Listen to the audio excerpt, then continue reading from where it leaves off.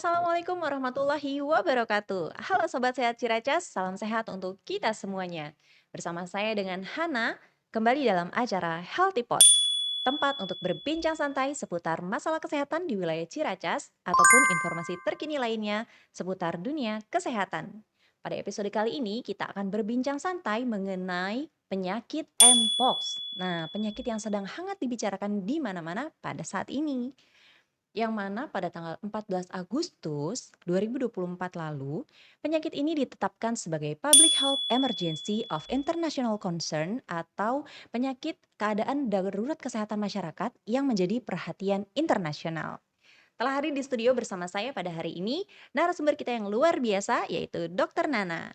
Halo Dokter Nana, Halo apa sobat kabar? semuanya, baik Kak Hana? Alhamdulillah baik selalu ya Dok ya. Selalu ceria Dok hari ini ya. Tentunya. Oke, nah hari ini kita mau bincang-bincang tentang Mpox nih Dok ya. Jadi Mpox itu pada pada tahun 2023 lalu, sekitar bulan Mei 2023 itu sebetulnya telah dicabut Dok kegawat daruratannya dari Indonesia ini. Nah lalu kembali menjadi penyakit re-emerging disease atau yang kembali menjadi perhatian dunia dan ditetapkannya pada tanggal 14 Agustus 2024 lalu Dok. Nah, Oke. hari ini pemirsa dan Sobat Sehat Ciracas dimanapun Anda berada, kita akan berbincang-bincang tentang Mpox, apa itu penyakit Mpox, gejalanya, ya Dok ya, cara penularannya, dan akan membahasnya dengan Dokter Nana. Pertama-tama kita mau menanyakan nih Dok, apa sih penyakit Mpox itu dan disebabkan oleh apa? Silahkan dokter. Oke, saya sapa dulu kali ya Boleh supaya dong lebih dok, ini ya, hangat lagi. boleh. Halo sobat sehat, sobat Ciracas semuanya. Iya, kali ini kita akan membahas mengenai Mpox. Mpox sendiri atau sering dikenal sebagai cacar monyet ya Kak Hana ya, merupakan suatu penyakit yang diakibatkan oleh infeksi virus atau yang disebut dengan monkeypox yang merupakan tergolong penyakit zoonosis yang menular dari hewan ke manusia. Tetapi dengan seiringnya waktu ternyata penyakit ini dapat menular dari manusia ke manusia yang memang penderitanya. Tuh. Itu dok. Jadi Mhm. penyakit Mpox itu sendiri disebabkan oleh virus ya dok ya, bukan bakteri ya Betul, dok? bukan Oh teman-teman. gitu, virus dan juga kenapa sih dok penyakit ini ditetapkan kembali sebagai penyakit darurat internasional dok? Itu ceritanya gimana dok? Nah, mungkin kita perlu tahu juga Kak Hana dan teman-teman semuanya mengenai sejarahnya ya. Hmm. Nah, si Mpox atau cacar monyet ini awalnya itu ada penyakit yang endemis di negara bagian Afrika. Nah, yang lalu kemudian menyebar ke daerah endemisnya, masuklah ke negara kita, negara Indonesia. Nah, sejak tahun 2022 sampai dengan 2024, ternyata sudah tercatat 88 positif kasus Mpox Kak Hana, yang di mana ternyata kasus terbanyaknya itu di kota kita, Jakarta. Jakarta, oh gitu Betul, dok, sebanyak iya iya. 59 kasus. Nah, Hmm. memang dinyatakan para penderitanya itu dapat sehat kembali atau sembuh.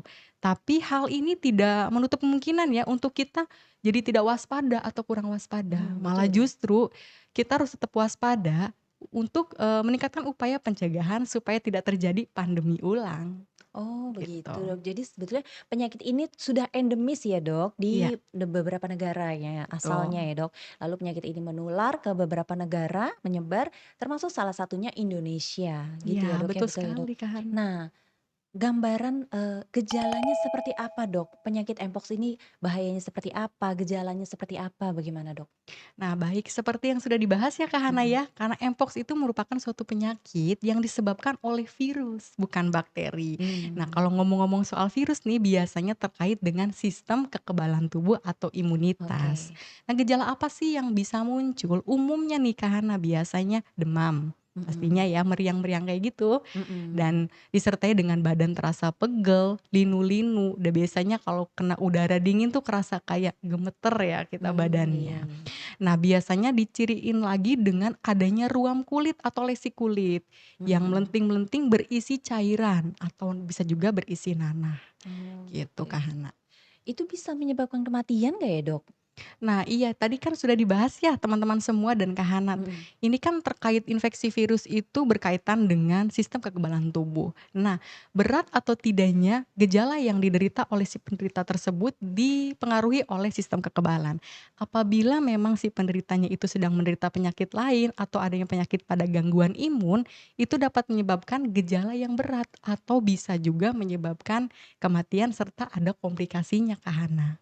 Oh gitu Dok, berarti Betul. tergantung dari daya tahan tubuh seseorang ya Dok ya? Iya, si Gitu. penderitanya ya, Mhm. mhm. Tapi dari Indonesia sendiri 88 kasus itu tidak ada yang meninggal ya Dok Tidak ya? ada memang sudah Heeh, tercatat karena ya. sudah sembuh semuanya dari 88 Betul, kasus itu ya Dok. betul. Nah, siapa saja Dok yang bisa terkena Mpox itu sendiri? Apakah ada kalangan khusus atau usia khusus yang bisa terkena Mpox? Oke, ngomong-ngomong soal resiko ya, siapa Mhm. saja sih yang bisa terpapar dan mengenai gejalanya berat atau tidak ya, Kak Hana ya. Lagi-lagi tadi ya, kembali lagi siapa sih orang yang memiliki daya tahan tubuh yang rendah Mhm. tentunya ya. Terus yang kedua, misalkan ibu hamil, Kak Hana, Mhm. yang menderita Mpox itu sendiri dapat meningkatkan resiko penularan terhadap si bayinya. Mhm. Serta orang-orang yang memiliki kebiasaan seks yang tidak sehat atau perilaku seks tidak sehat atau yang tidak aman, serta adanya yang paling penting yaitu kontak terhadap si penderitanya, gitu. Oke, baik. Jadi bukan masalah umur, bukan masalah jenis kelamin ya, Dok, ya? Tidak ada. Berarti yang bisa terkena Mpox itu adalah tadi yang sudah disebutkan oleh Dokter Nana, yaitu yang pertama sih jelas yang kontak erat ya, Dok, ya? Betul, Gitu. Jadi kalau misalnya, punya kerabat atau anggota keluarganya ada monkeypox, nah dia akan beresiko tinggi tertular Mpox dan juga iya. misalnya bisa tertular juga kepada bayi janin dalam ibu hamil ya, Dok, ya? Mungkin perlu Mhm. ditekankan lagi Kak Hana, jadi penularannya itu melalui si cairan tubuh itu sendiri. Seperti tadi kan menyinggung Oh ada gitu. yang perilaku seks tidak Iya. sehat, Nah, atau heeh bisa heeh. juga melalui objek-objek yang sudah terkontaminasi oleh si penderita Nah itu. itu tadi Dok, saya baru mau nanya tuh, cara Betul, penularannya. Jadi kalau tadi orang mhm. yang beresiko kena Mpox, cara penularannya itu gimana Dok? Kok bisa tertular gitu? Mungkin ada beberapa keadaan atau kondisi yang dia bisa tertular Dok? Ya, yang Mhm. pertama tadi ya kontak, misalkan kita sudah Mhm. ketahui nih di sekitar kita, di rumah atau di tempat kerja ada yang menderita Mhm. si Mpox itu sendiri. Nah, apabila kita kontak otomatis meningkatkan resiko tertularnya si Mpox, Kak. Mhm. Sama misalkan ada suatu objek atau benda yang sudah disentuh Mhm. terkontaminasi oleh si penderita tersebut yang memang sedang terinfeksi Mpox itu juga dapat meningkatkan penularan, Kak, Nah gitu Dok. gitu.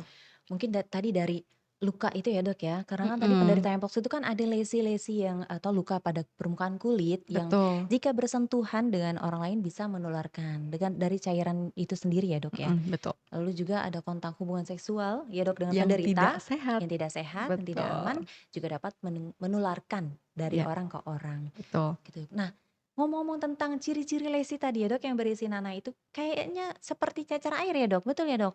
Nah, itu betul. perbedaannya apa sih Dok, perbedaan antara cacar air dan Mpox itu sendiri? Nah, ini benar banget Kak Hana, banyak banget nih ya pada saat saya di poli pun banyak yang bertanya, Mhm. bedanya apa sih cacar dengan si Mpox itu sendiri? Mhm. Karena lesinya beneran mirip Mhm. awal-awalnya gitu ya dan biasanya diawali dengan demam. Nah, untuk membedakannya, biasanya kalau untuk si Mpox kan terkonsentrasi di area wajah, tapi Mhm. tidak menutup kemungkinan ada di area lain. Tapi memang lebih konsentrasi pada wajah. Dan pada si Mpox itu sendiri bisa ditemukan adanya suatu benjolan, Kak. Nah, benjolan Mmm. itu merupakan suatu pembesaran dari kelenjar getah bening yang biasanya muncul di area lipatan, umumnya di leher, Mhm. ketiak, dan di selangkangan, Kak. Jadi Mmm, bisa iya iya. sekalian nih sobat Ciracas misalkan sudah demam, muncul ruam seperti cacar, bisa sekalian dicek apakah ada benjolan di area tersebut. Benjolannya sakit nggak sih Dok kalau dipegang? Biasanya sih enggak, Kak. Oh nggak sakit Iya, ya? Oh gitu.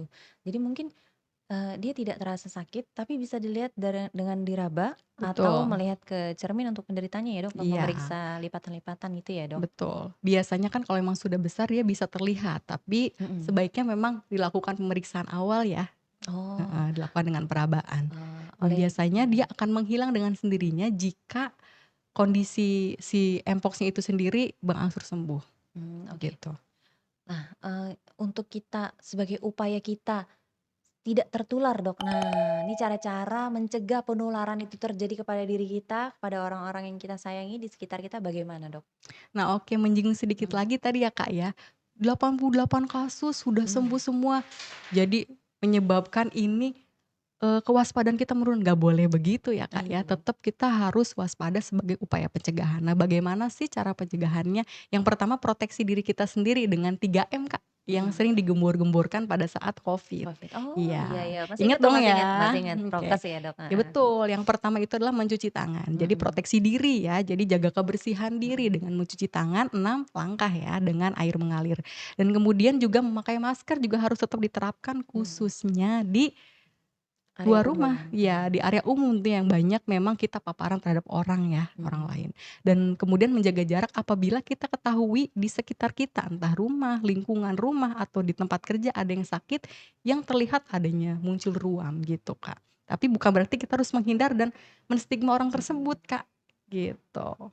Oke oke, dan setuju banget tuh kalau Mhm, prokes itu ini lagi, diaktifkan kembali. betul, Sebagai refreshment juga saat pandemi lalu kita melakukan prokes, yaitu mencuci tangan dengan sabun. Karena kan kita nggak tahu ya, Dok, kalau misalnya kita dari luar megang apa, permukaan apa yang kita nggak tahu betul. kalau benda itu tuh sudah terpapar atau belum. Terkontaminasi apa belum? Iya, Iya, betul, Dok, sudah ada terkontaminasi virus atau enggak. Jadi kita harus rajin cuci tangan dengan sabun ya, Dok, tentunya betul. supaya virus dan kuman itu mati, ya. Betul, karena memang terkadang hal simpel yang kita lupakan ya, cuci tangan, "Ah, Iya, udahlah," gitu.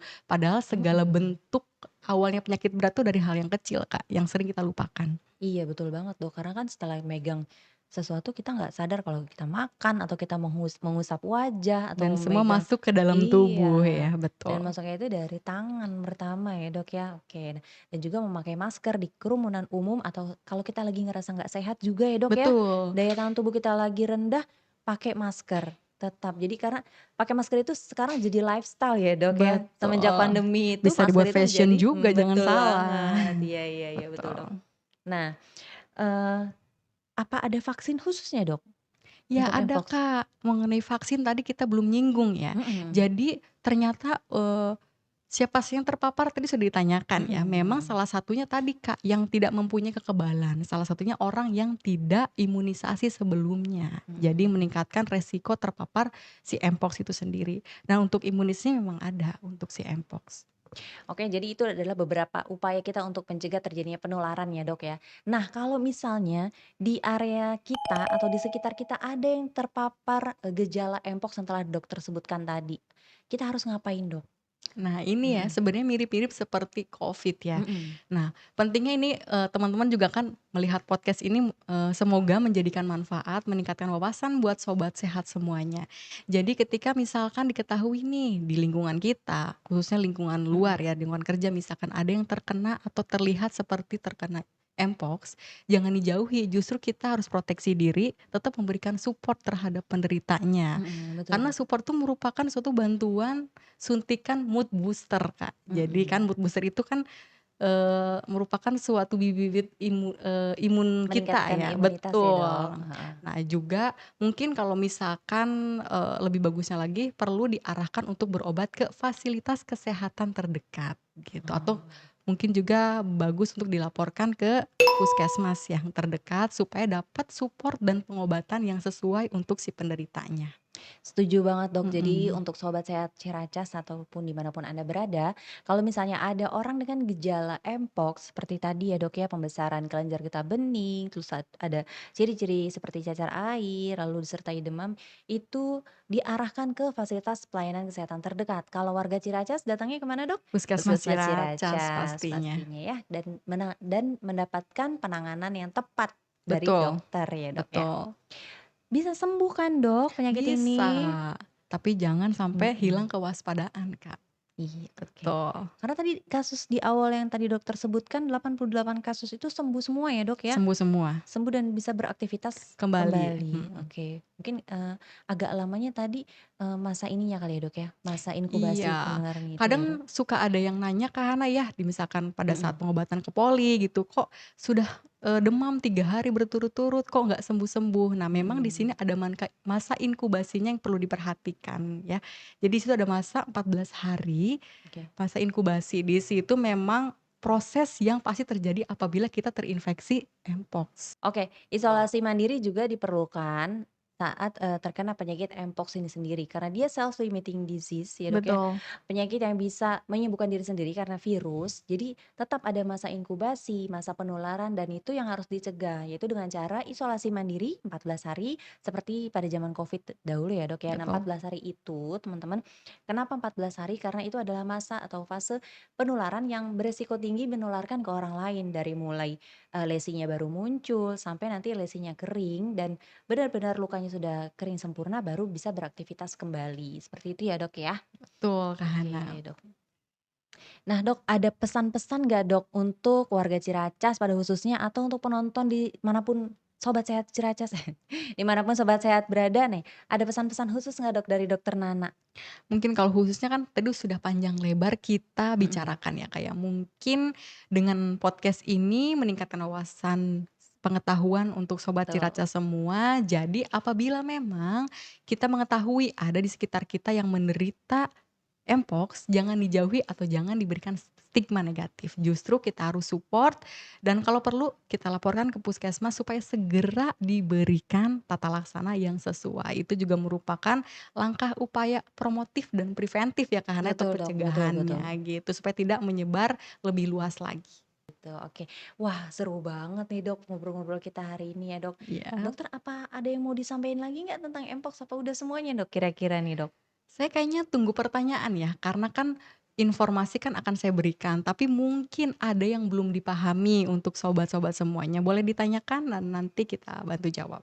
Iya, bisa juga nanti teman-teman kalau yang mau bertanya bisa nanti di akun-akun media sosial kita juga ya, Dok, ya. Ya, Nah, udah tidak terasa nih, Dok, waktu cepat sekali berlalu, betul. ya.